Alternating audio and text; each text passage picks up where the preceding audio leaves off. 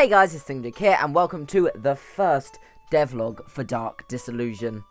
Now, the devlogs for each level will be after the level's release, to avoid spoilers. However, I will be talking a lot about level 2 and showing some of the first gameplay in this video, so make sure you stick around for that. So, firstly, Dark Disillusion. I started it a long time ago. I think, yeah, it's been over a year now. I'm not sure the exact month I started, but it has been over a year since I first started it. And originally, it was very different. I started it by just thinking, I just want to make a Dark Deception fan game. That's about it. Originally, I didn't have many plans, and as I went on, I sort of came up with ideas, and I knew I wanted to do a level based around cultists. Like a cult. And originally, the map was going to be very different. In fact, I started making it a long time ago. And as you can see here, the quality was not quite as good as it is now. What you can see here, this is the ring room. And originally, it was going to be a lot more of like a fossilized church. It was literally going to be like a church, but underground. Instead of what you've got today. And this is the old model of the father.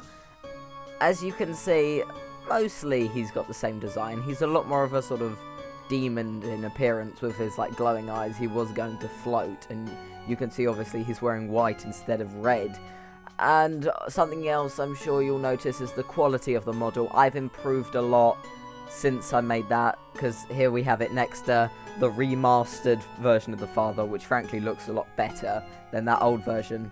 And originally the father was going to be the only enemy in this version of Dark Disillusion. How the level would have played out is, like you do now, you would have started in the barn, and you would have gone just down some stairs. And while going down those stairs, you would have seen the father walk past you in the distance, and that was going to be his introduction. And yeah, and then you just enter what was going to be quite similar to the manor, but obviously lower quality, because I was quite awful at making maps back then. And then later on, I decided to just scrap everything and start again. Firstly, I decided I wanted the map to be a lot more ambitious, so I redesigned it, this time going for less of an underground church and more of an underground temple. And frankly, I am very glad I made that decision. And that's how the cultist temple first came alive today. When I redesigned the father, I decided to still make him a demon, but focus more on sort of the priest appearance. He's a lot more human than his old design. And I decided, because of the scale of the new map, he couldn't be the only enemy. And that it would either be way too easy, or the father would just have to be way too hard to deal with. And considering you don't have powers, we can't exactly make him really fast or something. So, I invented the followers. And then, you may think, it's been over a year, like, did it seriously take me that long? Well, after deciding to redesign the entire thing, I decided that there was no way I was going to be able to make this game on the laptop I was using at the time. And I ended up waiting until I could get a PC, which was delayed a lot. And I ended up not getting my PC until July. But as soon as July came, I started developing it again, and haven't really stopped since. And it was also at that point that I decided not to do the game alone. At the time, I had no programming experience. And as much as I could make the assets, and at the time, I had made quite a few parts of the redesigned temple that is there today, I didn't know how to program it. Luckily, one of my friends, Callum, or Ballisti as you may know him, as much as he wasn't that familiar with programming, he wanted to learn it, and it was sort of one of his passions. So, we decided to make Dark Disillusion together, along with my other friend, Lucky the Demon, who you may know from his YouTube channel. He also wanted to help, and we also wanted him to help. So he ended up doing the character animations, and he also helped with a couple of the cutscenes. When we were originally making Cultist Carnage, we were very much taking our time about it. We were sort of working on it whenever we felt like it. However, it probably wouldn't be out now if it wasn't for one little thing and that is the Dark Deception Game Jam that, yeah, we didn't win, spoiler alert. Quite thankfully, because otherwise it wouldn't be out now, the Dark Deception Game Jam caused us to rush a lot more. At the time, we had about half of the temple finished, and a basic AI made for the father. Due to the fact that we had to rush so much, Callum can be a little bit lazy. Just a bit. Due to the amount of time we had for the game jam, I ended up learning programming, and I actually ended up quite enjoying it.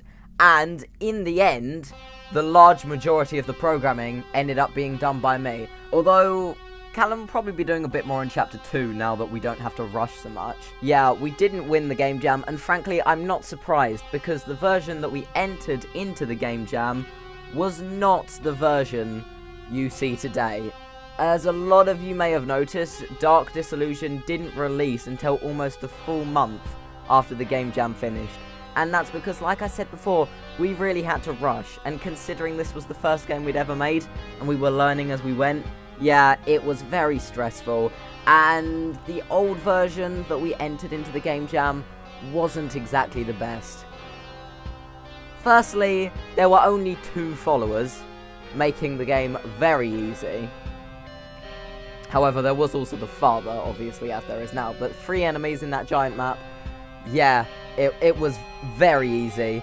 And due to the scale of the map, and the fact you very rarely ran into any enemies, it was boring, and there were a lot more shards in that old version. In dense rooms like the pillar rooms, there were shards almost everywhere, and it took a lot longer. Also, the ruins were bigger, the ruins being that big room in the centre. And it was the day before the game jam was due in, and I was trying to package the game. However, I couldn't package. This was my first time ever packaging a game in Unreal, and I couldn't package the game because of errors, most of which were being caused by the current music system that I had made for the game. So, as a last minute thing, because at the time I had very little experience coding, I still don't have much now, but I'm better now, I had to completely remove my old music system and make a very basic one, where literally the chase music would just come from the enemies. They would just be like speakers for the chase music. And also, we had a few glitches at the time where certain cutscenes wouldn't play. All those reasons are probably why we didn't end up in the top 3.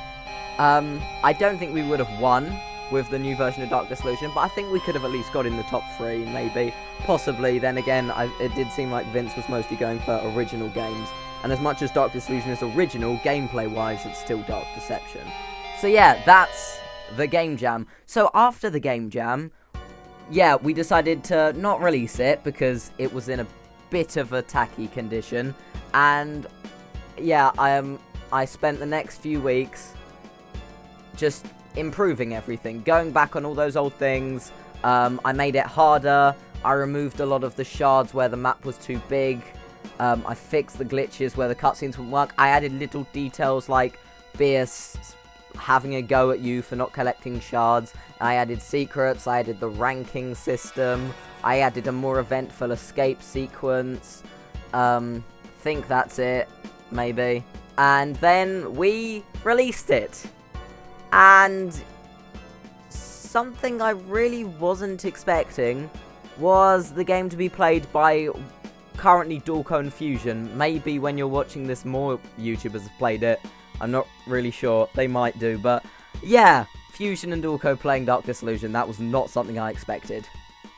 Okay, now we move on to the part which I'm sure you all are probably on this video to see, and that is Chapter 2. Well, I don't know what I can say without spoiling it. The map is, drumroll please, the second level is a garden centre. Obviously this is all early stuff.